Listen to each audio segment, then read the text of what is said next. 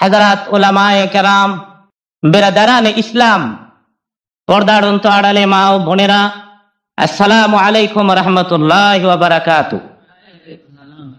মহান প্রভুর দরবারে অসংখ্য শুকর আদায় করি, যিনি আমাদেরকে মুসলমান করেছেন, যিনি পৃথিবীর শ্রেষ্ঠতম মহামানবের উম্মত করে তৈরি করেছেন, যিনি রজবের চাঁদে আপনাদের এই মোগলটুলি মসজিদের ময়দানে শহরের বিভিন্ন দিক থেকে শতে শতে মুসলমানদেরকে একত্রিত হয়ে দ্বীনের কিছু আলোচনা শোনার তৌফিক এবং সুযোগটুকুন এনায়েত করেছেন, সেজন্য সে মহান আল্লাহর দরবারে জানাই লাখো কোটি শুকর। সবাই উচ্চ আওয়াজে বলুন আলহামদুলিল্লাহি রাব্বিল আলামিন। আজকে আমি কোরআন শরীফ থেকে একখানা আয়াতে কারিমা আপনাদের খেদমতে তেলাওয়াত করেছি। ভূমিকায় আলোচনা না করে সরাসরি আমার বক্তৃতায় আমি হাত দিতে চাই, যেহেতু মাগরিব থেকে নিয়ে অনেক সময় পর্যন্ত আপনারা এখানে অপেক্ষা করছেন। এটা রজবের চাঁদ, মেরাজের চাঁদ, রাসূলের ঊর্ধ্ব গমনের চাঁদ, রাত্রিকালীন সফরের সুন্দর চাঁদ। এই চাঁদে লোকেরা দোয়া করলে আল্লাহর হাবিব তার বন্ধুর মেরাজের খাতিরে দোয়া মঞ্জুর করে থাকে। এই বিজ্ঞানের যুগে, রকেটের যুগে যদি কোনো বৈজ্ঞানিকদের প্রশ্ন হয় মুহাম্মদুর রাসূলুল্লাহ সাল্লাল্লাহু আলাইহি ওয়াসাল্লাম আকাশের আগুনের তাপমাত্রা ভেদ করে রকেট হেলিকপ্টার ছাড়া মেশিন পত্র ফিট না করে কি করে আকাশ অতিক্রম করে সপ্তম আকাশের উপরে আল্লাহর কুদরতি রহমতি দরবার পর্যন্ত পৌঁছতে সক্ষম হয়েছেন, বিজ্ঞানের যুগে যদি বৈজ্ঞানিকদের প্রশ্ন হয়, তাহলে আমি তাদের জবাব দিতে যাইয়া আজকের বক্তৃতার শুরুতে একটি বাস্তব উদাহরণ আপনাদের সামনে পেশ করতে চাই। বাস্তব উদাহরণ হলো, বাড়িতে যাইয়া একটা মোমবাতি জ্বালাবেন আর মোমের আগুন দেখবেন লম্বা হয়ে উঠে। লম্বা আগুনের মাঝখান দিয়ে আপনি আঙ্গুলটাকে সোজা করে যদি খুব ঘন ঘন কয়েকবার নেন আর আনেন, দ্রুত সঞ্চারণ করেন, তাহলে দেখবেন কয়েকবার নেওয়া আনা সম্ভব হবে। হবে কিনা জোরে কোন? হবে। আঙ্গুলে ব্লাড আছে, গোশত আছে, হাড় আছে, রক্ত গোশত হাড় দ্বারা তৈরি। আঙ্গুল সোজা করে জ্বলন্ত সেই মোমবাতির আগুনের মাঝখান দিয়ে দ্রুত সঞ্চারণ করলে কয়েকবার নেওয়া আনা যদি সম্ভব হয়, তাহলে ফাঁক আকাশে আগুন, আগুনের মাঝখান দিয়ে সরকারে দু আলম বোড়াকের পৃষ্ঠে চড়ে এত দ্রুত গতিতে চলে গেছেন যে আগুন তার গায়ে স্পর্শ করার সময় পায়। জোরে কোন সুবহানাল্লাহি বিহামদিহি সুবহানাল্লাহিল আযীম। আশ্চর্যতম কোন ঘটনা শুনলে আমরা কি বলি? জোরে কোন কি বলি? আমার দুঃখ লাগে, বর্তমান যুগের মুসলমানেরা কোন জায়গায় সুবহানাল্লাহ বলতে হবে, কোন জায়গায় নাউজুবিল্লাহ বলতে হবে, কোন জায়গায় আলহামদুলিল্লাহ বলতে হবে, তাও শিখে নেন।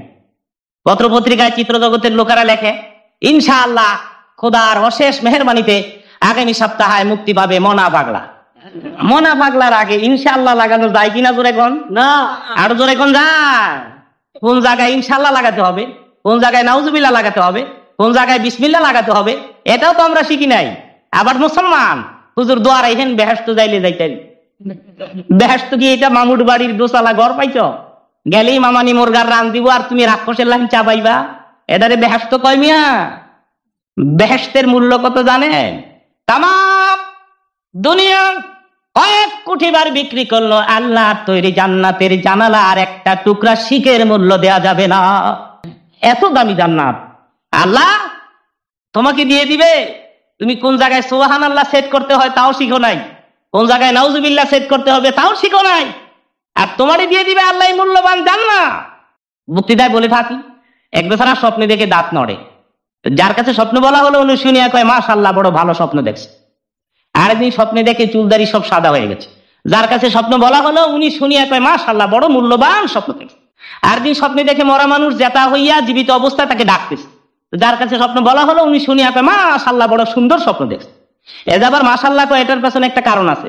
এর পিসা বাবার হেরে কইয়া দিছে তোর কাছে যদি কেউ স্বপ্ন টপ্ন কয় বুঝোস আর না বুঝোস বেটা মাশাআল্লাহ কইয়া দিস। তিনটা স্বপ্নের কথা আমি আপনাদের সামনে রাখলাম। তিনটা স্বপ্নের তাবির হলো, কেউ যদি স্বপ্নে দেখেন দাঁত লড়তেছে বুঝতে হবে হায়াত কমিয়া গিয়েছে। কেউ যদি স্বপ্নে দেখেন চুলদারি সাদা হয়ে গেছে বুঝতে হবে হায়াত কমিয়া গিয়েছে। কেউ যদি স্বপ্নে দেখেন মরা মানুষ জীবিত অবস্থায় ডাকতেছে বুঝতে হবে হায়াত একদম কমে। স্বপ্নে হের হায়াত কমতাছে আর হ্যাঁ কয় মাশাআল্লাহ, হের বিপদ হ্যাঁ কয় মাশাআল্লাহ। সেজন্য বলছিলাম কোন জায়গায় মাশাআল্লাহ লাগাতে হবে, কোন জায়গায় নাউজুবিল্লাহ লাগাতে হবে, কোন জায়গায় সুবহানাল্লাহ লাগাতে হবে, তাও তো শিখলাম না। আশ্চর্যতম কোন ঘটনা শুনলে আমরা কি বলি? আরো জোরে কোন কি বলি? মেরাজের ঘটনা এত আশ্চর্য যে আল্লাহ রাব্বুল আলামিন এই ঘটনার বর্ণনা দিতে যাইয়া নিজেই আয়াতের প্রথম শব্দটা সুবহান ব্যবহার করেছেন। জোরে কোন সুবহান। সুবহানাল্লাযী আসরা বিআবদি, আয়াতের প্রথম শব্দটা কি? সুবহান। যেখানে আল্লাহ নিজে সুবহান শব্দ দিয়ে মেরাজের ঘটনা স্টার্ট দিলেন, সেখানে আপনাদের সুবহান আল্লাহ শুনে আমার মনে হয় আপনারা দুপুরে ভাত খান নাই। আর জোরে কোন সুবহান আল্লাহ। মোটামুটি হয়েছে আর কি। তাও নির্বাচনের আগে যেভাবে কুদাকুদি করেন এভাবে হয়নি। আবার সামনে আসতেছে নির্বাচন, ইনশাআল্লাহ চাটা খাইয়া রেডি হন, ভালো করে কুদবেন। ওই তো আসতেছে চেয়ারম্যান নির্বাচন আসতেছে, থানা চেয়ারম্যান সমানে চা খাইবেন। গত চেয়ারম্যান নির্বাচনে আমার এলাকায় এক লোক সারাদিনে 40 কাপ চা খাইছে। 40 কাপ চা খাইছি। আমি কই খা, ভালো করে খা, জনমের খাওয়া খাইয়ালো। হুজুর মাগনা খাওয়ায়, খাইতে অসুবিধা কি, সকাল থেকে শুরু করছি বিকাল পর্যন্ত 40 কাপ নিয়ে আছে। চেয়ারম্যান সবাই সে কয় ভোটটা আমার দিয়ে এক কাপ চা খা। কোন কি যে গরম চা দিচ্ছেন, ভোট আপনারই দিব না বাপেরই দিব? আরেক চেয়ারম্যান কয় এক কাপ দুধ খা, গরম দুধ খা, ভোটটা আমারই দিস। কোন কি আপনি দিয়ে আবার দুধ খাওয়ান, ভোট তো আপনারই দিব। আরেক চেয়ারম্যান এদিকে একটা রসগোল্লার গোটা খাইয়া যাবে তা, তা আপনি দিয়ে আবার মিষ্টি খাওয়ান, ভোট তো আপনারই দিব। আরেক চেয়ারম্যান রাত্রে 100 টাকার নোট দিয়া গেছে গা, কয় সকালে বস্তা লই আইতেছি। কোন কি ভোট তো আপনারই দিব? ভোট একটা 32 জন দিব আদা দিছে। এ হলো মুসলমানদের চরিত্র। এগুলো আমাদের চরিত্র। ধরে কর নাউযুবিল্লাহ। বৈজ্ঞানিকদের প্রশ্নের জবাব দিচ্ছিলাম আমি। প্রশ্নের 2 নম্বর জবাব এ কায়দায় দেওয়া যায়। কুমিল্লায় আপনারা এই মসজিদ ময়দানে আমাকে দাওয়াত দিয়েছেন। ঢাকা থেকে এই মসজিদ পর্যন্ত পৌঁছতে হলে কোন পথ দিয়ে পৌঁছলে নিরাপদে তাড়াতাড়ি পৌঁছতে পারবো, ওই পথটা আপনাদের ভালো জানা না আমার ভালো জানা? আপনাদের ভালো জানা। বুঝে শুনে উত্তর দিবেন, না বুঝলে বোবার মতো বয়ে খাই। আপনার বাড়িতে আমাকে দাওয়াত দিয়েছেন, আপনার বাড়িতে পৌঁছতে হলে কোন পথ দিয়ে পৌঁছলে, কোন গেট দিয়ে ঢুকলে তাড়াতাড়ি নিরাপদে পৌঁছতে পারবো, সেটাকে আপনার ভালো জানা না আমার ভালো জানা? দাওয়াত দিয়েছেন আল্লাহ। জোরে কোন কে দাওয়াত দিয়েছে? আল্লাহর বাড়িতে তার বন্ধুকে, তার হাবিব। এবার কোন পথ দিয়ে রসুল গেলে আল্লাহর বাড়িতে দ্রুত গতিতে নিরাপদে সহি সালেম অবস্থায় পৌঁছতে পারবে, আল্লাহর ভালো জানা না রসুলের ভালো জানা? আল্লাহ। বৈজ্ঞানিকদের প্রশ্নের জবাব এ কায়দায় হতে পারে, হয়তো বা আল্লাহ রাব্বুল আলামিন তার বন্ধুকে আকাশের এমন এক পথ দিয়ে তুলে নিয়ে গেছেন যে পথ দিয়ে আগুন নাই, আগুনের তাপমাত্রা নাই, কিচ্ছু নাই। এটাও হতে পারে। জোরে কোন সুবহানাল্লাহ। এটাও বৈজ্ঞানিকদের প্রশ্নের এক কায়দার জবাব হতে পারে। প্রিয় শ্রোতা, আপনারা শুনছেন বাংলা ইসলামিক রেডিও।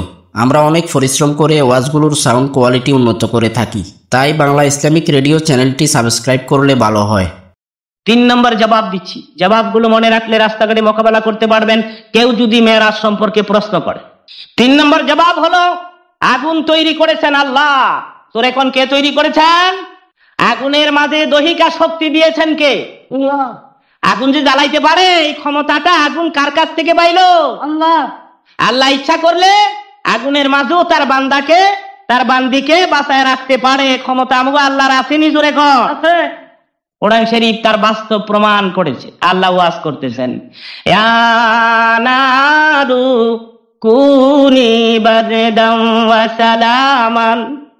ওয়া সালামান আলা ইব্রাহিম। আগুন রে, আমার ইব্রাহিমের জন্য শান্তিদায়ক ঠান্ডা হয়ে যা।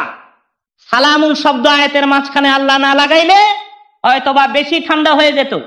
বেশি ঠান্ডা হয়ে গেলে ল্যাপ লাগতো, আবার তোষক লাগতো। পরিমাণে যদি একটু গরম বেশি থাকতো তাহলে আবার মিল্লাত মার্কা, হীরা মার্কা ফ্যান লাগতো। আল্লাহ বলেন ফ্যানও যে না লাগে, ল্যাপও যে না লাগে, তোষকও যে না লাগে।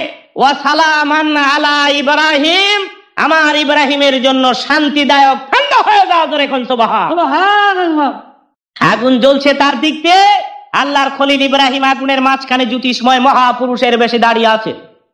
আর নমরুদ রাজপ্রাসাদের ছাদের পরে দাঁড়িয়ে জোরে জোরে ডাকছে আর বলছে, আগুন রে, তুই কি তোর দহিকা শক্তি হারিয়ে ফেলেছিস? জ্বালাইবার ক্ষমতা ভুলে গেছিস? তোর না খাসলত জ্বালিয়ে দেওয়া? আমার দুশ্মন ইব্রাহিমকে জ্বালায় দে, মিসমার করে ফেল, ছাই খাই করে ফেল। আগুন থেকে তার জবাব আসলো, এই নমরুদ্দা, মোটা গলায় বক্তৃতা দিস না বেটা। দহিকা শক্তি হারিয়ে ফেলি নাই, জ্বালাইবার ক্ষমতা ভুলে যাই নাই। পরীক্ষা করতে চাস?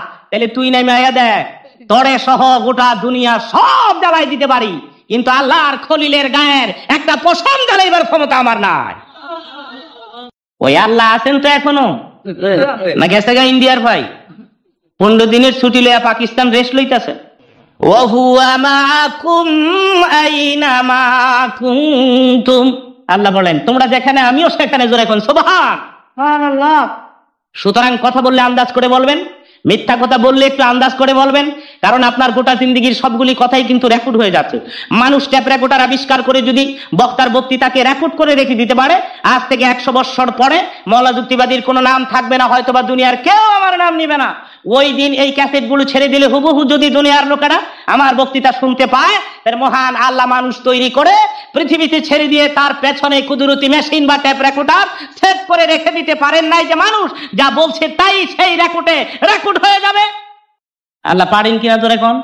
আল্লাহ ওয়াজ করছেন, কোরআন শরীফে রব্বুল আলামিন এ সম্পর্কে ওয়াজ করেছেন, মা ইয়ালফিদু মিন কাউলিন ইল্লা লাদাইহি রাকিবুন আতীদ। মানুষের কথা সব রেকর্ড হয়ে যায়, জোরে কোন সুবহানাল্লাহ, সুবহান। সুতরাং কথা বললে আন্দাজ করে বলা উচিত, পাপ করলে আন্দাজ করে করা উচিত। কারণ আমি যে পাপ করতেছি এটাও কুদরতি ক্যামেরায় উঠে যাচ্ছে। চিত্রজগতের নায়ক নায়িকাদের অভিনয় যদি ক্যামেরার ফিতা দিয়ে ক্যাচ করে এটা প্রতিদিন রূপালী পর্দার আড়ালে সেট করা যায়, মহান আল্লাহ কি তোমাকে জমিনে ছেড়ে দিয়ে ফেরেশতার হাতে কুদরতি ক্যামেরা দিয়ে তোমার জিন্দেগির গোটা জিন্দেগির অভিনয়গুলো ক্যাচ করে রেখে দিতে পারেন নাই? কিয়ামতের ময়দানে অস্বীকৃতি করলে তোমার কাজের পৃথিবীর সেই ফিতাটা তোমার চোখের সামনে ছেড়ে দেওয়া হবে। আল্লাহ বলেন এগুলো আমি পারি, আর এই ব্যবস্থা করে এরপরেই তোরে দুনিয়াতে ছেড়ে দিয়েছি, জোরে কোন সুবহানাল্লাহ। তো যে আল্লাহ ইব্রাহিমে খলিলের জন্য নোটিশ করে, যে আগুনে জ্বালাইবার জন্য লম্বা জুতের গাছ তৈরি করে, গাছের অগ্রভাগে ইব্রাহিম খলিলের হাত পা বেঁধে, অপরদিকে নমরুদ ভক্ত জনতারা রশি ধরে ধরে টানতেছে আর গাছ ঘুরতেছে। হঠাৎ করে দেখে ইব্রাহিম নিজের পিতাও এসে রশি ধরে ধরে টান। পিতার নাম কি ছিল? আজর নয়, তারিখ প্রমাণ করেছে পিতার নাম ছিল তারেক। লোকেরা তাকে আজর কইয়া ডাক। আসলে কিতাবে আমি পেয়েছি আজর একটা মূর্তির নাম। ইব্রাহিমের পিতা যখনই ঘর থেকে বের হতো, আজর নামীয় মূর্তিটা তার কাঁধের উপরে থাকতো। তো মূর্তি নিয়ে চলাফেরা করে বিদায় লোকেরা মূর্তির উপরে ভিত্তি করে তারা আজর কইয়া ডাক। আপনারা দেখবেন কলার ব্যবসা করে কলার বোঝা মাথায়, আমের ব্যবসা করে আমের বোঝা মাথায়, তো পেছন দিক থেকে লোকেরা ডাকে ওই কলা কলা, এ আম, এই রিস্কা, বেটার নাম রিস্কা, এর নাম আজর নয়। যখন ইব্রাহিমের পিতা ঘর থেকে বের হতো, আজর নামীয় মূর্তিটা তার সাথে থাকতো। তো সর্বদাই মূর্তি নিয়ে চলাফেরা করে বিদায় লোকেরা মূর্তির উপরে ভিত্তি করে তারা আজর কইয়া ডাকে। আল্লাহ কয় পাবলিক যখন হেরে আজর কইছে, আমি আর অনুমান কইয়া লাভ কি? আমিও কোরআন শরীফে আজর শব্দটাই উল্লেখ করে দেই। ইয ক্বালা ইব্রাহিমু লিআবিহি আযার, কোরআন শরীফে আযার আছে, কিন্তু তারিখ প্রমাণ করেছে, ইতিহাস হিস্টোরি প্রমাণ করেছে ইব্রাহিমের পিতার নাম ছিল তারেক। পিতাও এসে রশি ধরে ধরে টানে, তখন ইব্রাহিম আলাইহিস সালাম আর চোখে পানি রাখতে পারে, চোখের পানিগুলি উনি ছেড়ে দিলেন আর চিৎকার করে ডাকছেন, মাবুদ, দুনিয়ার জমিনে বিপদে পড়ে গেলে সন্তান মা পাগল হইয়া যায় সন্তানকে বাঁচাবার জন্যে, বাপ দৌড়ে আসে সন্তানের সাহায্য করার জন্যে। আমার মুসিবতের খবর শুনিয়া মা দুঃখিনী আসলেন না, মৃত্যুর আগে এক নজর মাকে দেখার নসিব হলো না। আব্বাকে দেখেছিলাম, ভাবছিলাম আব্বা বুঝি আমার সাহায্য করার জন্য পার্শ্বে এসে দাঁড়ায়, কিন্তু না গো মাবুদ, আমার আব্বা পর্যন্ত আমার দুশ্মন রশি ধরে ধরে টানে, আমি জ্বলন্ত আগুনে ইব্রাহিম জ্বলিয়া পুড়িয়া ছাইকাই হইয়া যায়। যে পৃথিবীতে আমার আব্বা পর্যন্ত আমার দুশ্মনী করতে পারলো, প্রভু গো, এই দুনিয়ায় তুমি ছাড়া কিন্তু বাঁচাইবার আমার আর কেউ নাই। মাবুদ দেখে বলে, রে ইব্রাহিম আর কান্দিস না, চোখের পানিগুলো মুছে ফেল। ইব্রাহিম রে, তোর চোখে পানি দেখলে আমি আল্লাহ সইতে পারি না। ইব্রাহিম যা, মুসিবতে পড়ে যখন আমার শরণাপন্ন হয়েছিস, মুসিবতে পড়ে যখন তুই আমি আল্লাহকে স্মরণ করছ, কান্দিস না রে ইব্রাহিম, আগুন থেকে বাঁচাইবার জিম্মা আমি আল্লাহ আমার হাতে তুলে নিলাম। আগুনের পরে স্লো পজিশনে একটা নোটিশ সেট করলেন শুধু, আর নোটিশ যখন আসতে করে আসলো, দেখা গেল গোটা আগুনটা ফুলের বাগিচা হয়ে গেল। জোরে কোন সুবহান। আল্লাহ ইব্রাহিমে খলিলের জন্য নোটিশ করে গোটা আগুনকে যদি ফুলের বাগান বানাতে পারে খলিলুল্লাহর জন্য, তাহলে হাবিবুল্লাহর জন্য খলিলুল্লাহর হাবিবুল্লাহর অর্থের রাত দিন ব্যবধান। খলিলুল্লাহর অর্থ হলো আল্লাহকে খুশি করার জন্য ইব্রাহিম সব করতে পারলেন, সেজন্য উনি খলিলুল্লাহ হইলেন। আর হাবিবুল্লাহর অর্থ হলো রাসূলকে খুশি করার জন্য আল্লাহ নিজে সব করতে পারলেন, সেজন্য উনি হাবিবুল্লাহ। অর্থের রাত দিন ব্যবধান যেখানে, ওই খলিলুল্লাহর জন্য যদি নোটিশ করে ফুলের বাগিচা বানাতে পারে নমরুদের চেতানো আগুনকে, তাহলে হাবিবুল্লাহর সফরের সেই রাত্রে, মেরাজের সেই স্মরণীয় রজনীতে আকাশের যে পথ দিয়ে যাবেন গোটা পথটাকে নোটিশ করে ফুলের বাগিচা বানায় রাখতে পারেন কিনা আল্লাহ ধরে বলে। তাহলে বৈজ্ঞানিকদের প্রশ্ন, লোকটি রকেট হেলিকপ্টার ছাড়া আকাশের আগুনের তাপমাত্রা ভেদ করে কি করে গেল? দুর্বল হয়ে গেল, বাতাল হয়ে গেল, অকৃত হয়ে গেল। রসুলের মেয়েরাজ সশরীরে হয়েছে, জোরে কোন আলহামদুলিল্লাহ। মোহাব্বতে সোনার মদিনায় একটু দুরুদ ও সালাম পাঠাবেন, বখিলামি করবেন না। আল্লাহুম্মা, আরো মোহাব্বতে পড়েন আল্লাহুম্মা। কোথায় ওসমান হে কোথায় আলী, তোমাদের বিহনে আজকের ইসলাম মদিনারি বুকে যায় গজলে। আল্লাহুম্মা সাল্লি আলা, বিশ্বভুবনে যাহা কিছু আছেন সকলেই মানিল তাহাদের প্রভুকে, কেবলই মানুষ শুধু যে বেহুশ মানিল না তাহারা আল্লাহকে। আল্লাহ। ভাইরা আমার, সরকার দু আলম মেরাজ কমপ্লিট করে চলে আসলেন মক্কা নগরে। সকলার অগরবাগে সর্বপ্রথম সিদ্দিক আকবরের সঙ্গে সাক্ষাৎ হয়, আর আবু বকরকে ডেকে বলে, আবু বকর, গেল রজনীতে আমার জীবনের ঊর্ধ্বগমন হয়ে গেল, আমি মেরাজ করে আসলাম। আবু বকর সিদ্দিক হুজুরের সুন্দর চেহারার দিকে তাকিয়ে বলতেছেন, সাদ্দাকতা ইয়া হাবিবা, আপনি যা বলছেন সব সত্য, করে কোন আলহামদুলিল্লাহ। আবু বকর, কোন প্রশ্ন নাই, কোন জিজ্ঞাসা নাই, প্রশ্নপত্র তারা এত তাড়াতাড়ি আমার মেরাজের ঘটনা তুমি কেমন করে বিশ্বাস করলা? আবু বকর বলে, হুজুর, কিসের প্রশ্ন করব, কিসেরই জিজ্ঞাসা করব? ছোট কাল থেকে মক্কা নগরে আপনাকে জানি, এই জীবনে তো কোনদিন একটা মিথ্যা কথা বলতে শুনি না। মক্কার কাফির মুশরিকেরা আপনাকে আল আমিন বলে খেতাব দিয়েছে। কাফিরেরা যেখানে সত্যবাদী বলতে পারে, মুশরিকেরা যেখানে সত্যবাদী বলতে পারে, আমি সাহাবী হইয়া আবার কিসের প্রশ্ন করব, কিসেরই জিজ্ঞাসা করব? জীবনে তো কোনোদিন মিথ্যা বলতে শুনি নাই। তাছাড়া আপনি যা বলেন এগুলি বানিয়ে বলেন না, আল্লাহর কথাগুলি তো আমাদের বলে বলে আপনি শোনান। কোরআন শরীফ প্রমাণ করে সুন্দর করে, মা ইয়ান্তিকু আনিল হাওয়া ইন হুয়া ইল্লা ওয়াহিয়ুহা। মুহাম্মদ হারগিজ না গুফতা, তা না গুফতা জিবরাইল হারগিজ না গুফতা, তা না গুফতা রব্বুল জালিল। আল্লাহর কথা বলে বলে আমাদের শোনা, আর আমি আপনার সহচর সাহাবী, কাফিরেরা আপনাকে সত্যবাদী বলতে পারে, আর আপনি বলেছেন মেরাজ করে আসছেন। কিসের প্রশ্ন, কিসের জিজ্ঞাসা? যা কিছু বলেছেন এবং যা কিছু বলবেন সব সত্য, তো রেখুন আলহামদুলিল্লাহ। নবী আমার ডেকে বলে, আবু বকর, প্রশ্নপত্র তারা যখন আমার মেরাজের ঘটনাকে তুমি বিশ্বাস করে নিতে পেরেছ, আবু বকর যে শূন্য হাতে তোরে আমি ফিরাই দিতে পারি না। এতদিন ছিলে তুমি শুধু আবু বকর, আজ থেকে তোমার নামের পেছনে আমি সিদ্দিক উপাধি লাগাই দিলাম। দেখুন সুবহানাল্লাহ। এতদিন ছিলে শুধু আবু বকর, আজ থেকে সিদ্দিক উপাধি লাগাই। যে আবু বকরের শানে রাসূলের সাথ করেন। তামাম দুনিয়ার মানুষের নেকগুলি যদি এক পাল্লায় রেখে দেওয়া হয়, আমার আবু বকরের নেক যদি অপর পাল্লায় দিয়ে টান দেওয়া হয়, সারা দুনিয়ার মানুষের চেয়ে আমার আবু বকরের নেকের ওজন অনেক বেশি হয়ে যাবে। দেখি বলে সাহাবীরা রে, আমার ইন্তেকালের পরে আমার আবু বকর যেদিন মৃত্যুবরণ করবে, আমার আবু বকর যেদিন ইন্তেকাল করবে, সাহাবীরা আমার রওজার কিনারে আমার পাশে আবু বকরের কবর করে দিবে। তাই করা হবে। ইন্তেকালের আগে সিদ্দিক আকবর ডেকে বলে, আলী, আমার লাশ হুজুরের রওজার কিনারে নিয়ে যাবে, আমার পুরান জামা দিয়ে কাফন পরাবে, আর জানাজা পড়ে রসুলের রওজা আকদাসের পাশে নিয়ে যাবে। আলী হ্যাঁ, রসুলকে ডেকে বলবে, আমি আবু বকর হতভাগা নবীর খেদমতে হাজির হয়ে গিয়েছি। নবী যদি কোনো জবাব দেয়, রওজার পাশে কবর দিবে। আর নবী যদি কোনো জবাব না দেয় তাহলে মনে করবে নবীর বিদায়ের পরে আমি তার মনে আঘাত এনেছি, দুঃখ দিয়েছি, কষ্ট দিয়েছি।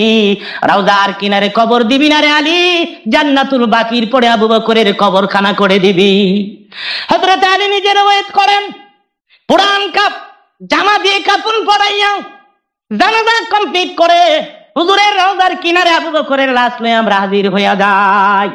আলী বলেন, আমি সিজদায় পড়ে গেলাম, একবার, দুইবার, তিনবার আমি ডাক দিলাম, হে রাসূল, আপনার আবু বকর আজ আপনার পায়ের সামনে হাজির হয়ে গেছে। হযরত আলী বলেন, তিনটে বার ডাক দেওয়ার পরে আমি কোনো সাড়া পাই না, আমি কোনো শব্দ পাই না। হযরত আলী ভাবলেন, এত তাড়াতাড়ি রাসূল আবু বকর কি গড়ে ভুনে গেল, মুখমণ্ডল মলিন হয়ে গেছে আলীর। সিজদার থেকে মাথা তুলে আলী বলেন, সিজদার থেকে যে মাত্র মাথা তুললাম আর মাথা তুলে দেখি হুজুরের রওজা থরথর করে কাঁপতেছে, রওজার চারদিকে লোহার জোড়াগুলি ছুটে যেতেছে। আল্লাহর হাবিব রওজার ভেতর থেকে ডেকে ডেকে বলতেছে, আলী রে, আমার আবু বকর আমার পাশে আসবে, অনুমতির কোনো প্রয়োজন নাই। আবু বকর, তুমি ছিলে মক্কার সাথী আমার, হিজরতের সাথী আমার, গুহার সাথী আমার, আজ থেকে আমার আবু বকর আমার কবরের সাথী হয়ে যাবে। জোরে কোন সুবহানাল্লাহ। সেই আবু বকর ছেড়ে আজকে মেরাজের ঘটনা সকলার অগ্রভাগে তাসদিক করলেন। একদিক দা সাহাবীরা মেরাজের ঘটনাকে তাসদিক করতেছে, অন্য দিক দা আবু জাহল মক্কা নগরের ধারে ধারে ঘুরে ঘুরে বলতেছে, শুনছো মক্কার লোকেরা, আব্দুল্লাহর পোলা শেষ পর্যন্ত পাগল হয়ে গেল। মক্কা থেকে বাইতুল মাকদাস যাইতে কয়েক মাসের পথ অতিক্রম করতে হয়, আর আব্দুল্লাহর পোলা নাকি রাতারাতি বাইতুল মাকদাস হইয়া সপ্তম আকাশের উপরে পাড়ি দিয়া আল্লাহর সাথে দেখা কইরাইছে। শুনছ কিভাবে আব্দুল্লাহর পোলা পাগল হয়ে গেল? আল্লাহর পক্ষ থেকে জবাব এসে গেল, মা সাহিবুকুম বিমাজনুন, তোমাদের সাথে আমার বন্ধু পাগল নয়। জোরে কোন আলহামদুলিল্লাহ। আবু জহল কয় পাগল, আল্লাহ কয় পাগল না, কারটা রাইট হবে? আল্লাহ। হুজুরের দরবারে হাজির হয়ে আবু জহল কয়, আব্দুল্লাহর পোলা এভাবে পাগল হয়ে গেলা? আরে মক্কা থেকে বাইতুল মাকদাস যেতে কয়েক মাসের পর, আর তুমি রাতারাতি বাইতুল মাকদাস হইয়া সপ্তম আকাশের উপরে খোদার লোকে দেখা কইরে এভাবে শেষমেশ পাগল হইয়া গেলা। নবী আমার ডেকে বলে, রে আবু জাহল, তোমরা না কেন, তোমরাই না আমাকে আল আমিন বলে খেতাব দিয়েছো, তোমরা নেই বলেছো আমি কোনোদিন মিথ্যা কথা বলি না, এতদিন মিথ্যা বলি নাই, নবুয়তি পাইয়া পয়গম্বর হইয়া আজকে বুঝি আমি মিথ্যাবাদী হয়ে গেলাম। আবু জাহল বলে, যদি সত্যিবাদী, যদি তুমি সত্যি বলে থাকো, ঠিক আছে মানলাম তোমার কথা, তাহলে বলো তো বাইতুল মাকদাসের কটা দরজা, কটা জানালা, কটা সিঁড়ি? দরজার সামনে কটা সিঁড়ি, জানালা কয়টা, শিক কয়টা, কোন দিকে কোন সাইডে কতটা জানালা লাগানো হয়েছে? আপনার আমার প্রশ্নের জবাব দেন। হুজুর কি মেরাজ করতে গেলেন না বাইতুল মাকদাসের দরজা জানালা গুনতে গেলেন? দরজা জানালা গুনন লাগবো? দরজা জানালা গুনে কারা? যারা ঘর কিনতে যায় এরা দেখি জানালা টাইট আসেনি, দরজা টাইট আসেনি, কাঠ ফাট মজবুত লাগাইছিনি, স্ক্রুপ মিস্ক্রুপ ঢিলা হইছিনি। আমি রাসূল কি বাইতুল মাকদাস কিনতে গেছে নাকি যে গুনতে হইব জানালা চশমা লাগাইয়া? লোক জমা হয়ে গেছে। আমি যদি বাইতুল মাকদাসের স্টেটমেন্ট ঠিক মতো না দিতে পারি, লোকেরা বলবে তোমার বন্ধু, তোমার পয়গম্বর মিথ্যাবাদী। এখন তুমি বলো, তোমার যদি মনে চায় তাইলে আমাকে শর্মিন্দা বানাও, লজ্জা দেও শত শত লোকের সামনে, না হয় তুমি বলে দাও কটা দরজা কটা জানালা আমি জানাই দেই। আল্লাহ ডেকে বলে, জিবরিল আমার বন্ধুর কাছে যা, মক্কা নগরে আমার সালাম কর, বন্ধুরে বল চোখের পানি গুনি মুছে ফেলতে, বন্ধুর চোখে পানি দেখলে আমি আল্লাহ সইতে পারি না। হাবিব আর কাঁদবেন না, জিবরিল বাইতুল মাকদাসটা তুলিয়া মক্কা নগরে নিয়ে যাও, আমার হাবিবের চোখের সামনে তুলে ধরো, আমার হাবিব চোখে দেখে গুনে গুনে বলে দিবে কটা দরজা কটা জানালা। জিবরাইল গোটা বাইতুল মাকদাসটা, মসজিদ আকসা পুরোটা মক্কা নগরে নিয়ে আসে। হুজুর আর আকাশের দিকে তাকাইবেন না, সামনের দিকে তাকাই দেখেন আমি আল্লাহর হুকুমে গোটা ঘরটা, গোটা মসজিদটা আপনার চোখের সামনে তুলে ধরছি, এক একটা সাইড ঘুরাবো, আপনি গুনে গুনে বলে দিবেন কটা জানালা কটা দরজা। এক একটা সাইড ঘুরায় আর হুজুর গুনে গুনে বলতে লাগলেন। আবু জাহল আশ্চর্য হয়ে গেল, ব্যাপারটা কি রে, স্টেটমেন্ট তো ঠিকই দিতেছে, একটা কথাও তো ভুল হচ্ছে না, জানালাও তো ঠিকই কয়, দরজাও তো ঠিকই কয়, সিঁড়িও তো ঠিকই কয়, শিখগুলিও তো ঠিকই কয়। আবু জাহলের চেহারা মলিন হয়ে গেছে, বিশ্রী হয়ে গেছে, বাক শক্তি রুদ্ধ হয়ে গেছে, জবান বন্ধ হয়ে গেছে। আল্লাহর হাবিব দেখে বলে, রে আবু জাহল, আমি কি সত্য বলছি না মিথ্যা বলছি? আবু জাহল বলে, বাইতুল মাকদাস সম্পর্কে স্টেটমেন্ট থেকে দিয়েছো, তুমি যে আল্লাহর পাঠানো পয়গম্বর এটা আমি মানি না। নাসিবে থাকতে হবে তো ইসলাম। কি গণ আপনারা, কি গণ? তকদিরে ইসলাম তখন লাগবে তো। আজকের এই মাহফিলে আসা, দিনের কিছু আলোচনা শোনা, এ তকদির কি মামলা, এটা নসিবে থাকতে হবে। এই সময় কত মানুষ সিনেমা হলে, কত মানুষ ক্রস কোয়ার্টারে, কত মানুষ মদের আড্ডাখানায়, কত মানুষ তার সাথে লইয়া 16 কয় 80, 17 80, 18 80, 22 কয় পাস, 22 গিয়া মরতে হ্যাঁ, 16 17 18 মিডা আছে, 22 গিয়ে এন্তেকাল ফরমাইতে গিয়ে দেখেন কত মানুষ তাস লইয়া ঘুরতেছে, কত মানুষ সিনেমা হলে হয়তো বা টিকিট কাটার লাগিয়া গুতাগুতি করতেছে, কত ক্রস কোয়ার্টারে। কিন্তু আজকে কিছু সংখ্যক মুসলমানকে আল্লাহ রাব্বুল আলামিন দ্বীনের এই অনুষ্ঠানের জন্য মঞ্জুর করেছেন, সেজন্য আপনারা বেজার না খুশি? বুঝে আরো জোরে বলেন, তাইলে চিৎকার করে বলেন আলহামদুলিল্লাহ। আলহামদুলিল্লাহ বললে আল্লাহ খুশি হয়। লা ইন শাকারতুম লা আযীদান্নাকুম, নিয়ামতের শুকর আদায় করেন।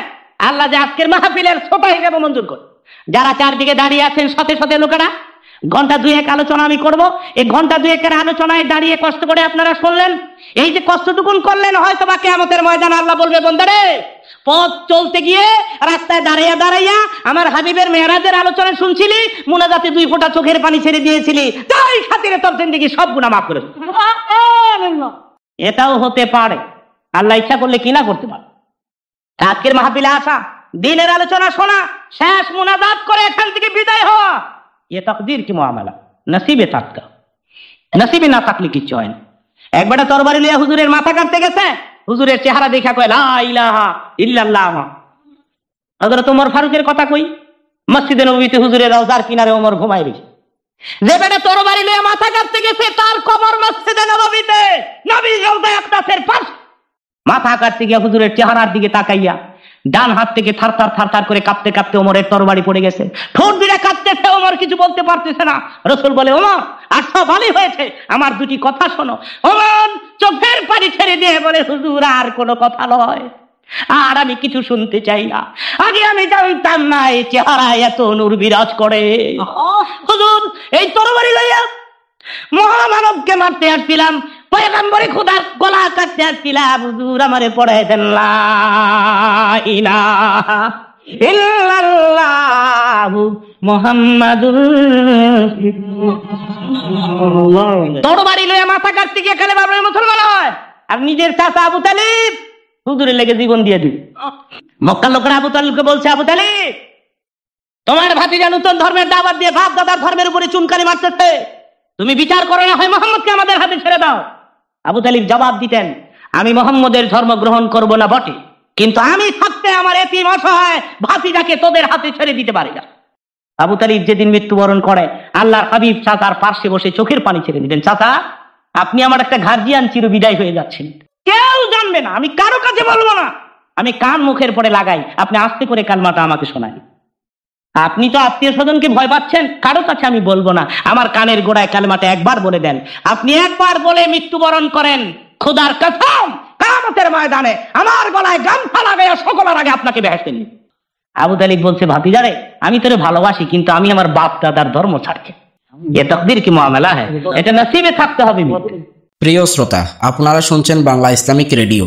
আমরা অনেক পরিশ্রম করে ওয়াজগুলোর সাউন্ড কোয়ালিটি উন্নত করে থাকি, তাই চ্যানেলটি সাবস্ক্রাইব করে আমাদের সাপোর্ট করলে ভালো হয়, আর লাইক কমেন্ট করে আপনাদের উৎসাহ কামনা করি।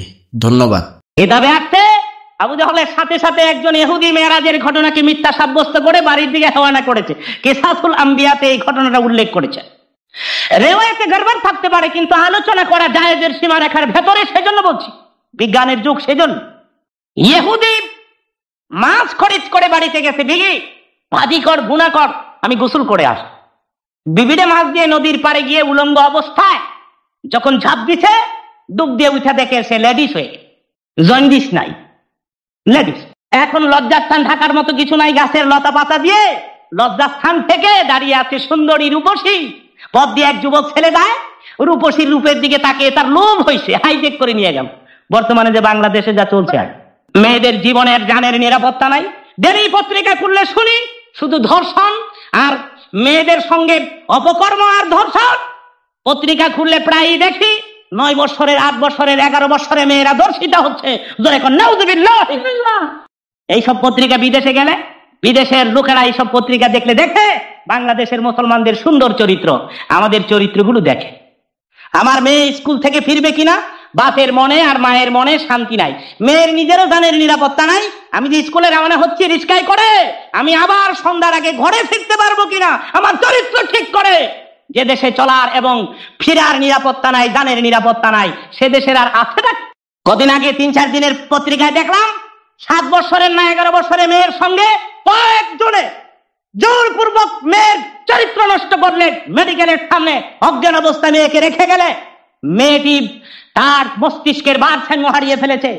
খবর নিয়েছি আমি কালকেও, সে মেয়ে এখনো ভালো হয় নাই। ডাক্তাররা বলতে শেষে জিন্দেগিতে আর ভালো হবে না। এ হলো এই দেশের মুসলমানদের চরিত্র। যুবক ভাইদের আলেম বলবো, হে যুবকেরা, সরকারে দো আলমের দরবারে এক যুবক ছেলে গিয়ে বলছে আমারে পড়ায় দেন লা ইলাহা ইল্লাল্লাহ মুহাম্মাদুর রাসূলুল্লাহ। কালেমা পড়ে মুসলমান হলে ছেলেটি রওনা করেছে চটিয়াল ময়দানের মাঝখান দিয়ে। একটি মাত্র সরু পথ এগিয়ে চলছে ছেলে। হঠাৎ করে দেখে এক সুন্দরী রূপসী মহিলা আসছে।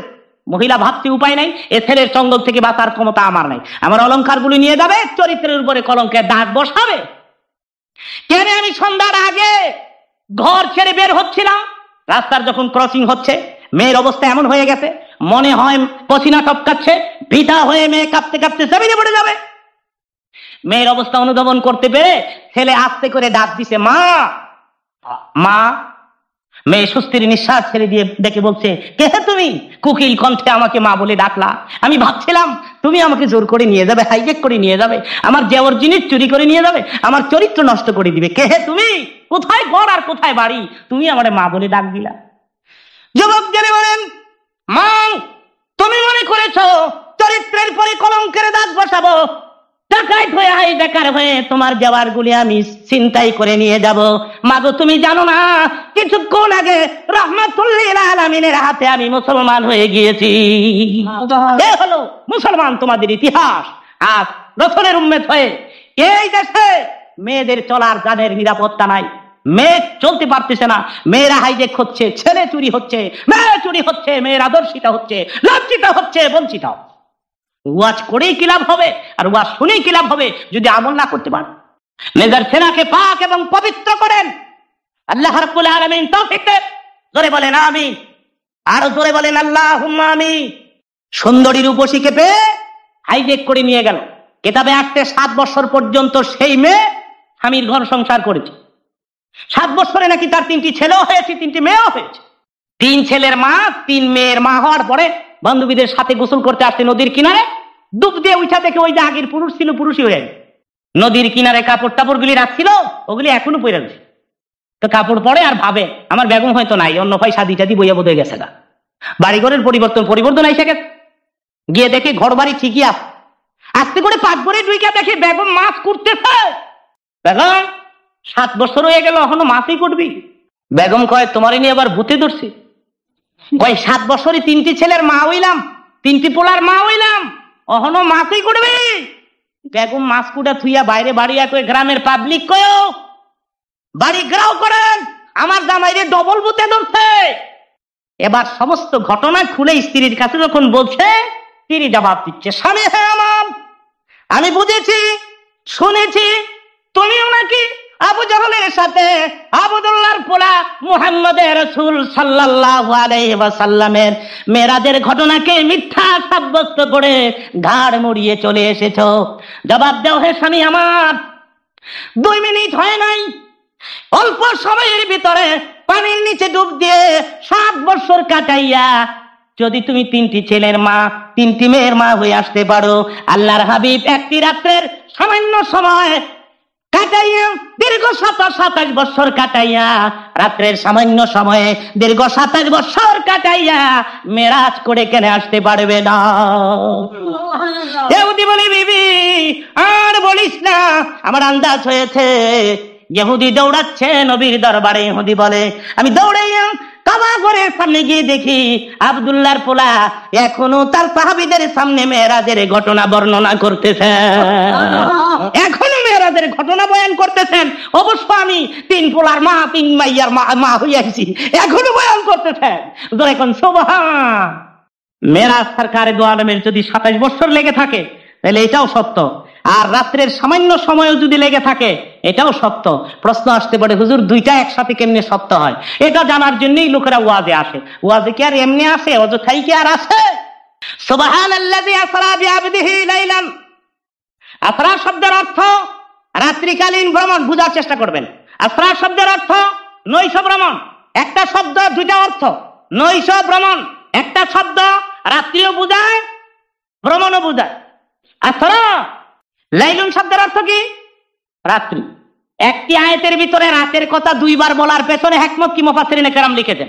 শুধু আসরা যদি থাকতো তাইলে বোঝা যাইতো রাসূলের মেরাজটা পুরাপুরি একটা রাত লাগবে। লাইলান, লাইলুন এই শব্দটা লাগাইয়া আল্লাহ পুরাপুরি একটা রাত লাগে নাই বুঝাইতে চায়। মুফাসসিরিন লিখেছেন লাইলান আই ওয়াক্তান খাসা আই ওয়াক্তান কালিল। পুরাপুরি একটা রাতও না, একটা রাত্রের সামান্য সময়। সামান্য কতটুকু? এক রাতের সামান্য সময় কতটুকু কয়? এটা কেমনে বুঝাইতাম? তাহলে হাদিস শরীফ খুলুন লাগে। হাদিস শরীফ খুললে রাসূল ইরশাদ করেন, আমি যখন ঘর থেকে বের হয়ে যাই দরজার পরে একটা জিঞ্জির ঝুলছিল, ওই জিঞ্জিরে আমার মাথা লাগছিল কিংবা গায়ের একটা অংশ লাগছিল। রাসূল বলেন মেরাজ করে আইসা দেখি জিঞ্জির এখনো ঝুলতেছে। তাহলে আচ্ছা একটা জিঞ্জির চিনেন তো না? কি কয় কুমিল্লা এটার? শিকল। শিকল। এখন তো বিজ্ঞানের যুগ, শীতকারী গেছেন না, উন্নতির নামে কত অবনতি আইসে আমার নসিবে। অমিয়া তো এই শিকলে যদি কারো মাথা বা শরীর লাগে তাহলে এটা 27 বছর ঝুলবো। কতক্ষণ ঝুলতে পারে অনুমান? 1 মিনিট 1.5 মিনিট 2। তাহলে এইটাই হলো সামান্য সময়। ধরে কোন সুবহানাল্লাহ। রাসূল হাদিস শরীফে ইরশাদ করেন, আমি ওযু করেছি, ওযু করে আমাকে নিয়ে যাওয়া হয়েছে, আমি আসিয়া দেখি ওযুর পানি এখনো টপকায়া পড়তেছে নিচা জমি। ওসা জায়গায় বসে ওযু করলে পানি নিচে জায়গায় আসতে 27 বছর লাগবে? কতটুকুন টাইম লাগবে? তাইলে লাইলান আই ওয়াক্তান খাসা ওয়াক্তান কালিলা, পুরাপুরি একটা রাত না, একটা রাত্রের সামান্য সময়। এবার সামান্য সময় কতটুকুন এটা আপনারা হিসাব কইরা লইয়েন। 2 মিনিট 1.5 মিনিট 2.5 মিনিট, নাহলে বেশি হইলে 10 মিনিটই ধরে। এটা হলো দুনিয়ার সময়, কিন্তু ভিতরগত আরেকটা সময় কয় বছর কাটছে এটা কেমনে হয়? দেমাগে তো কুলায় না। দেমাগে কুলাইবার জন্য আমি একটা এক্সাম্পল সেট করছি। কোন বিদেশি প্রেসিডেন্ট যদি আমাদের দেশে আসে, তা আমাদের প্রেসিডেন্ট সাহেব রিসেপশন জানাইতে যায়। এবার বিমান থেকে যখন প্রেসিডেন্ট নামতে, প্রেসিডেন্ট দৌড়ে গেছে, কি হাতাহাতি, গলাগলি, গালাগালি, হাতাহাতি, তুমি ছোটাছুটি শুরু করে। এইবার পেছনে গাড়িতে বসাইয়া 2 প্রেসিডেন্ট চলছে। এয়ারপোর্ট থেকে যখন বের হয়ে যায়, প্রেসিডেন্টের গাড়ির আগে আগে দেখবেন একটা ট্রাফিক সার্জন নাহলে মিলিটারি অফিসার একটা মোটর সাইকেল দৌড়ায় যায় আর জোরে জোরে একটা বাঁশি বাজায়। না ইমোশন দেখেন নাই জীবনে? এদিকে আয় না মাঝে মধ্যে। তো এই যে বাঁশি বাজায় দেয়, বাঁশিয়ে কি কয়? বাঁশিয়ে কয় প্রেসিডেন্ট ইজ কামিং। প্রেসিডেন্ট আমার এই গাড়ির পেছনে আসতেছে, রাস্তার ক্লিয়ারেন্স দিতে হবে। এতক্ষণ যত গাড়ি চলছিল এখন আর একটা গাড়িও, বেবি ট্যাক্সি ব্রেক, রিক্সা ব্রেক, ট্রাক ব্রেক, বাস ব্রেক, ট্যাক্সি ব্রেক, সব ব্রেক। চাক্কায় ব্রেক হয়ে রাস্তার 2 দিকে পড়ে রইল, মাঝখান দিয়ে প্রেসিডেন্টের গাড়ি চললো। এটা ব্রেক না, এটা চলছে তো চলছে, চলছে তো চলছে, চলছে তো চলছে। রাসূলের মেরাজ এভাবে বুঝে নিতে পারেন। আল্লাহ যখন তার হাবিবকে আকাশে উঠাচ্ছেন, দুনিয়ার সূর্যকে, চন্দ্রকে, সময়কে নোটিশ করে ব্রেক করে দিলেন। ধরে এখন সুবহানাল্লাহ। চন্দ্রকে ব্রেক করে দিলেন, সূর্যকে ব্রেক করে দিলেন। যেখানে এত ফুল লিস্ট, দুনিয়া ব্রেক হয়ে পড়ে রইল, কিন্তু একজনের জার্নি বা সফর এটা ব্রেক হইল না, এটা কন্টিনিউ করলো 27 বছর। জোরে কোন কয় বছর? এবার বুঝে আসছে পরিষ্কার, দুনিয়ার সময় অল্প, কারণ ব্রেক করা হয়েছে। ব্রেকের পরে দুনিয়া ব্রেক হয়ে পড়ে রয়েছে, কিন্তু একজনের সফর এটা ব্রেক হয় নাই, এটা 27 বছর কন্টিনিউ। এবার আসুন হুজুরের যাত্রা শুরু করা যাক। হুজুর যাবেন এক বোরাক। হুজুর কি নিতে আসে? বোরাকের ব্যাপারে লোকেরা অনেক সময় আমাকে প্রশ্ন করে, হুজুর বোরাকটা কেমন ছিল? হাদিস শরীফে সরাসরি রাসূল ইরশাদ করেন, দাব্বাতুন আবিয়াদুন ফাওকাল হিমারে দুনাল বুগল। ফাওকাল হিমার বলা হয়েছে গাধার চেয়ে একটু বড়, দুনাল বুগল বলা হয়েছে খচ্চরের চেয়ে একটু ছোট। গাধার চেয়ে একটু বড়, খচ্চরের চেয়ে একটু ছোট। তাহলে খচ্চরও না, গাধাও না, ঘোড়ার কথা তো উল্লেখই নাই। গাধাও না, খচ্চরও না, ঘোড়াও না। দাব্বাতুন আবিয়াদুন সাদা রঙের একটি জানোয়ার, এটা হলো বুরাকুন নবী, জোরে কোন সাল্লাল্লাহু আলাইহি ওয়াসাল্লাম। হুজুরের হাতের ব্যবহারকৃত তরবারি মসজিদে নববীর পাশে সৌদি গভর্নমেন্ট রেখে দিয়েছে। গেল বছর বিদেশি এক পার্টির সঙ্গে সে কামরার ভিতরে আমারও ঢুকার নসিব হয়েছিল। আমি নিজ চোখে দেখে এসেছি আল্লাহর হাতের ব্যবহারকৃত হাতের সেই তরবারি, নবীর হাতের মাথায় ব্যবহারকৃত সেই হেলমেট, যুদ্ধের ময়দানে লোহার ছুরি ব্যবহার করেছেন, যে ঢাল ব্যবহার করেছেন, আমি আমার নিজ চোখে মদিনাতুল মুনাওয়ারাতে দেখেছি। সুবহানাল্লাহ। সেখানে কোনো বোরাকের আর্ট বা ফটো পাওয়া যায় না, কিন্তু আজকাল বোরাক ক্যালেন্ডারে আমাদের ঘরে ঘরে ঢুকেছে, দোকানে দোকানে ঢুকেছে। ঘোড়ার মতো, দুই দিকে দুটি পাখা ঘোড়ার মতো, লেডিস মার্কা চেহারা, আর বডিটা ঘোড়ার মতো। এটা বোরাক হিসাবে আমরা একটা ফটো বোরাক হিসাবে ঘরের পরে ঝুলাই রেখে দেই। আমি বলবো এইসব বোরাক বরকত হিসাবে ঘরে ঝুলাইলে গুনাহ হবে, জোরে কোন কি হবে? আজকে ওয়াজ কমপ্লিট করে দোকানে ঘরে যদি বোরাক ঝুলাই রেখে থাকেন, তাহলে যাইয়া সঙ্গে সঙ্গে বোরাকটা মাঝখান দিয়ে ছিঁড়ে ফেলবেন, ছিঁড়ে আগুন দিয়ে জ্বালিয়ে দেবেন। যদি মনে করেন কোনো গুনাহ টুনা হইল নি আবার, তাইলে মৌলানা যুক্তিবাদী, মহাখালী, টিবি গেট, গুলশান, ঢাকা 12 আমার অ্যাড্রেসে গুনাহগুলি পার্সেল করে দিবেন। যত গুনাহ হয় সব আমার ঠিকানায় পাস করে দিবেন। কিয়ামতের ময়দানে সব গুনাহ লয়ে আমি উঠবো, আমনের কোনো কষ্ট হইব। আকাশে বৃষ্টির সময় যে বিজলি দেয়, এটার আরবি কি? বারকুন। বারকুন বিজলি। বারকুন থেকে বোরাকটা নাউন হয়ে গেল, ইসিম হয়ে। বারকুন থেকে বোরাক, মুফাসসির লিখেছেন বিজলির একটা গতি পাওয়ার আছে। বিজলির গতি পাওয়ারের চেয়ে বোরাকের গতি পাওয়ার আরো কয়েক হাজার গুণ বেশি ছিল। মক্কা থেকে বাইতুল মাকদাস পৌঁছতে বোরাকের মাত্র 2 কদম লাগে। জোরে কোন কয় কদম? 2 কদম। আল্লাহ বুঝ কইরা দেখেন এটা কেমন চলছে। তাও আমার হিসাবে জানুয়ারি যদি 4 পাও হইয়া থাকে, দাব্বাতুন আবিয়াদুন যখন বলা হয়েছে, ফকাল হেমার দুনাল বগুল যখন বলা হয়েছে, গাদাও না খচ্চরও না, মাঝামাঝি আরেকটা ধরনের জানোয়ার, এতে বোঝা যায় 4 পাও ছিল। তো 4 পায়ের 2 পায়ে 1 কদম হয় মিয়া, 2 পায়ের 2 কদমে 2 কদম হয়, 4 পায়ের 2 কদমে আমার হিসাবে 1 কদম হয়। কিন্তু তাফসিরে আসছে বোরাকের মাত্র 2 কদম লাগছে, কিন্তু আমার দেমাগে 4 পায়ের 2 পায়ে 1 কদম হয়। বাহারহাল 1 কদম ধরেন আর 2 কদম ধরেন, মক্কা থেকে কয়েক মাসের পথ বাইতুল মাকদাস পৌঁছতে বোরাকের মাত্র 2 কদম লাগছে। বোরাক হুজুরকে নিবার জন্য মক্কা নগরে হাজির হয়েছে। কোন ইন্সপেক্টর স্কুল ভিজিট করতে আসলে স্কুলকে কালারিং করা হয়, ফাইলপত্র মজবুত করা হয়। ম্যানেজিং কমিটি 3 দিন থেকেই হুঁশিয়ার, হেডমাস্টার তো ঘুমোই নাই, স্কুলের সেক্রেটারি তো দৌড়াদৌড়ি স্টপ হয়, লাইব্রেরি সারে। ছেলেদেরকে বলে দেওয়া হয় নতুন জামা কাপড় পরে আসবি, ইন্সপেক্টর আস। আমি বলতে চাই দুনিয়ার সাধারণ একটি ইন্সপেক্টরের আগমন বার্তা জানালে স্কুল যদি কালারিং করা হয়, ফাইলপত্র যদি মজবুত করা হয়, ছেলেদেরকে যদি বলা হয় নতুন জামা কাপড় পরে আসবি, রাহমাতুল লিল আলামিন, যার চেহারা এক নজরে দেখলে জাহান্নাম হারাম হইয়া যায়। আল্লাহ তার হাবিবকে ইন্সপেক্টর করে উঠাচ্ছেন আকাশে। আল্লাহর কোরআন শরীফ তার প্রমাণ করছে, লিনুরিয়াহু মিন আয়াতিনা। আকাশের নিদর্শন সমূহ আমি আমার হাবিবকে দেখাইবার জন্য, হাবিব নিজ চোখে দেখবে, ইন্সপেকশন করবে, ইন্সপেক্টর হয়ে আসতেছে আমার বন্ধু। আল্লাহ কেনে বলবেন না বেহেশতের হুর গেলমেনেরা নতুন নতুন শাড়ি কাপড় তোমরা পড়ো, ভালো ভালো জামা কাপড় তোমরা পড়ো, জান্নাতকে সুন্দর করে সাজাও, আকাশের প্রতিটি ঘেটে বন্ধুর জন্য গেট বানায়া দাও। 70,000 রহমতের ফেরেশতা বুরাক পাঠাই দিলাম। জিবরিল আমার বন্ধু মেহানির গা ঘরে ঘুমায় রয়েছে, মতান্তরে কাবার হাতিমি ঘুমায় রয়েছে। বুরাক সহ রহমতের 70,000 ফেরেশতা লইয়া মক্কা নগরে হাজির হয়ে যায় জিবরাইল।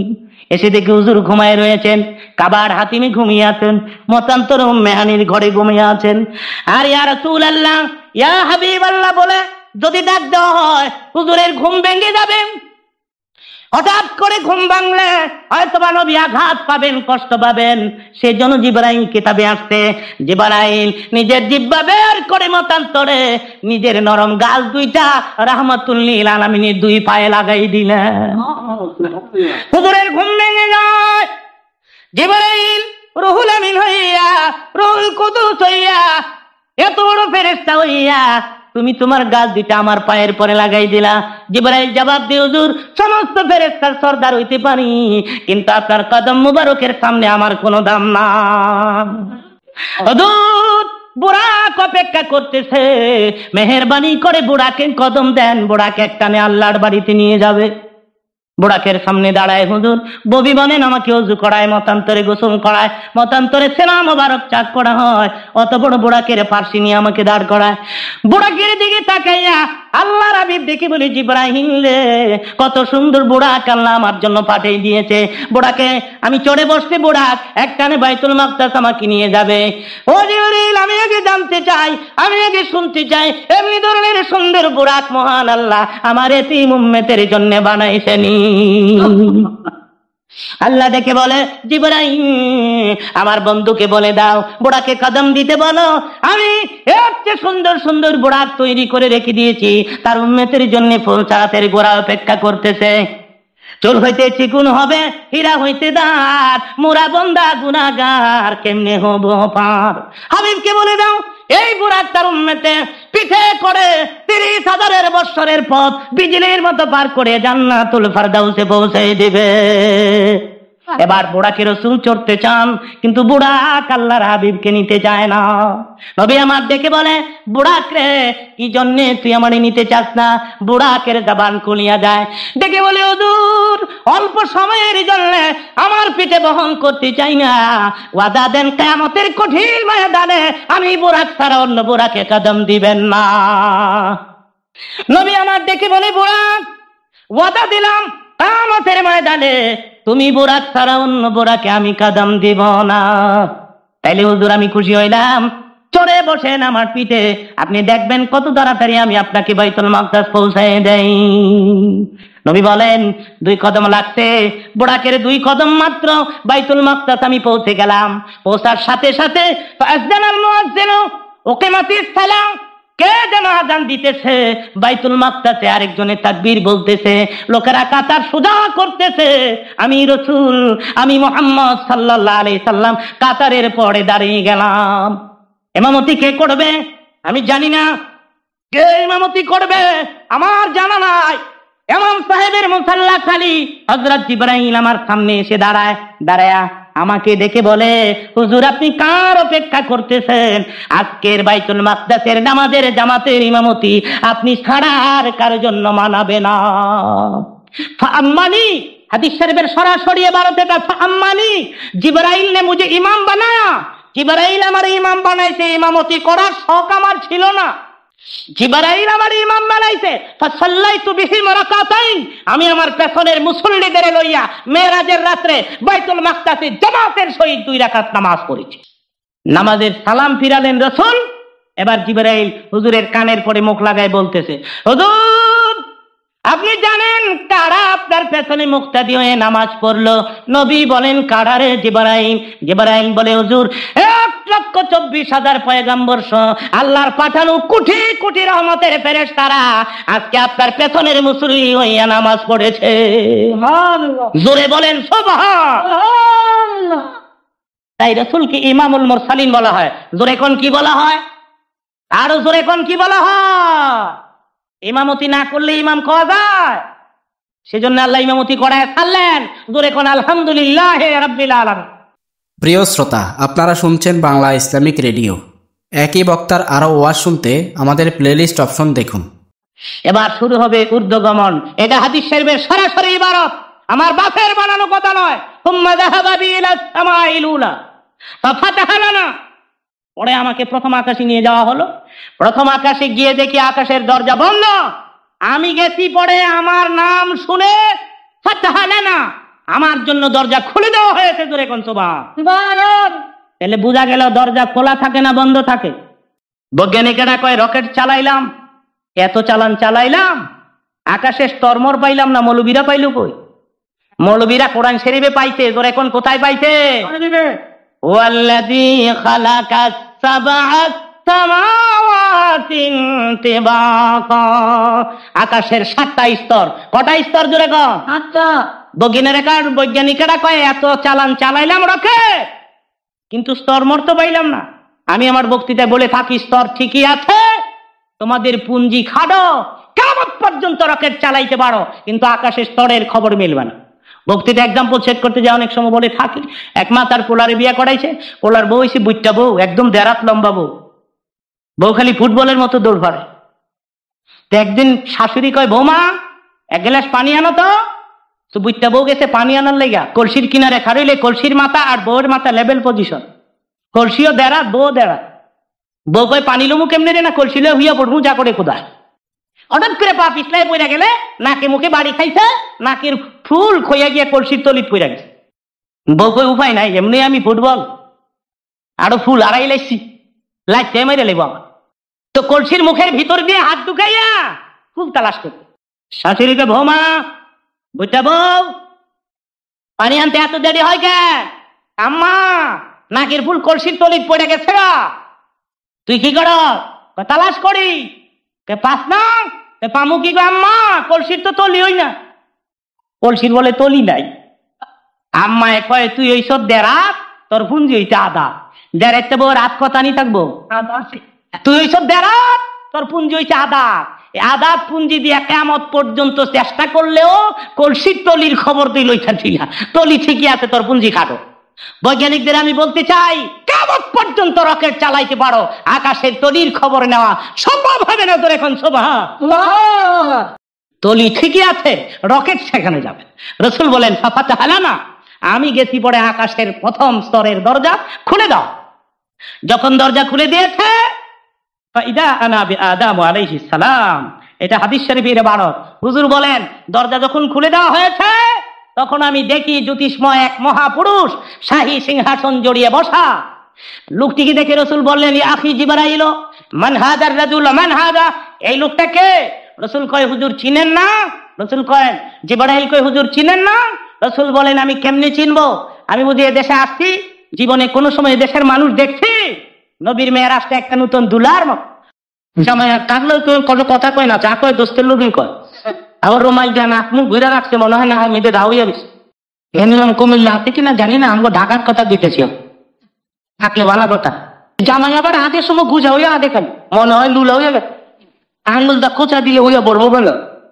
তো বরযাত্রী যখন শ্বশুর বাড়ি থেকে উঠছে, এবার আমার চাচা শ্বশুর দরজায় দাঁড়ায় কয়, আসসালামু আলাইকুম। ওয়ালাইকুম সালাম। তা আপনারা সহি সালামতে সবাই আসছেন তো? রাস্তায় কোনো গন্ডগোল ফন্ডগোল তো হয় নাই? জি না, ইনশাআল্লাহ আমরা সহি সালামতে এসে পৌঁছে গেছি। জামাই দোস্তের জিগায়, দোস্তিটি কেটাও? দোস্তে কই চিনেন না? চিনমু কেমনে? আমি বুঝি বেতাইছি কোনো শুনি, আমি গ্রাম হইতাই নাই জীবনে।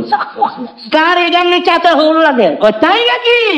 এবার জামাই খারাপ, আসসালামু আলাইকুম চাচা হোক। এতক্ষণ সালাম আলকি দেয় নাই, চিনে নাই, ওখানে চিনছে, সালাম আলকি দেওয়া দরকার নেই। হুজুরের মেরাজটা একটা নতুন দুলার। হযরত জিবরাইল রহমতের সাথী বেরা রাখছে, বরযাত্রী 70,000 রহমতের ফিরিস। হুজুর আর কারোর সঙ্গে কথা কয় না, প্রয়োজন হলে জিবরাইলের লোকেই কথা। এবার প্রথম আকাশে গিয়ে জিবরাইল জিগায়, জিবরাইল মান হাদার রাজুল, এই ব্যক্তিটা কে? জিবরাইলকে হুজুর চিনেন না? হুজুরকে আমি কেমনি চিনব? আমি বুঝি দেশে আইসি, ওই দেশের মানুষ দেখছি। কই হুজুর, এটা আদি পিতা হযরত আদম আলাইহিস সালাম। হুজুর আশ্চর্য হয়ে গেলেন, এটা আদি পিতা? আদি পিতাকে প্রথম আকাশে আল্লাহ বসায় রাখছে? হ্যাঁ, এটাই তো আদম আলাইহিস সালাম। হুজুর এতক্ষণ চিনে নাই, সালাম দেয় নাই, এখন চিনছে, সালাম দেওয়া দরকার নেই। হুজুর সালাম দিলেন, আসসালামু আলাইকা ইয়া আবি আদম আলাইহিস সালাম। ও আমার আদম, এ আদম, ও আমার বাবা, আমার সালাম লন। সুবহানাল্লাহ, সুবহান রাহমাতুল লিল আলামিন। যার চেহারা স্বপ্নেও যদি এখন দুনিয়াতে যদি খাবে, স্বপ্নে যদি কেউ একবার দেখতে ফেলেন, যার চেহারা দুদক হারাম, যার চেহারার খাতিরে সারা জাহান্নাম বানাইলেন, ইচ্ছা করলে মনে মনে ভাবতে পারতেন সালাম আলকিটা আমি দিমুকে, আমারই দেখ না। পারতেন কিনা করে বল, আরো জোরে কর। এবার ওদের জিবরাইল আদমে তাইর কানে গোড়ায় মুখ লাগায় কয়, কে খাওয়াই দিতে আন্দাজ রাখেনি, খবর হাতে। আদম আলাইহিস সালাম কয়, জিবরাইল কে আমারে সালাম দিল? জিবরাইল বলে, মুহাম্মাদুর রাসূলুল্লাহ সাল্লাল্লাহু। আদম আলাইহিস সালাম কুরসি থেকে দাঁড়িয়ে গেলেন, তো এখন সুবহানাল্লাহ। অনেক সময় পোলাও উপযুক্ত হয়ে গেলে বাবারও কারণ লাগে, পোলাও উপযুক্ত হয়ে গেলে মাঝিনের বিভিন্ন বৈঠকে বাবারও কারণ লাগে। এই যে আমরা প্রেসিডেন্ট সব ফাট করে আইয়া উঠে, আমাদের দরকার সবাই দাঁড়ায় তাকে একটা সম্মান দিয়ে, যেহেতু প্রেসিডেন্ট। প্রেসিডেন্টের বাপ যদি তাই দিদিকে আমার পোলাও তো কারো মুখে নিয়ে যায়, আরে বোন হাতে তো বড় আছে, বরের নিতে দিয়ে ঘুষায় তাফা কাজ করে আলাদা ভোলা। কিন্তু এখন আমগুলো যেমন বলছেন, এখন সবার সঙ্গে বাপেরও তখন লাগি কিনা করে লাগে সম্মান। রহমতের 70,000 ফেরেশতা চারদিকে দাঁড়ায় গেছে। ঈদের তোলা উপযুক্ত বলা যাচ্ছে হারার খাতিরে। আদম আলাইহিস সালামের প্রশ্ন ছিল জন্মের পরে, আদম আমায় তুমি সর্বপ্রথম বানাইয়া তোমার সাথে কাহার নাম লিখিয়া রাখিয়া। আকাশ থেকে জল আসলো, বন্ধু আমার মোহাম্মদ রে, আমার সাথে জড়িত জাহান সৃষ্টি না হইলে আপনার জমিন না হইত।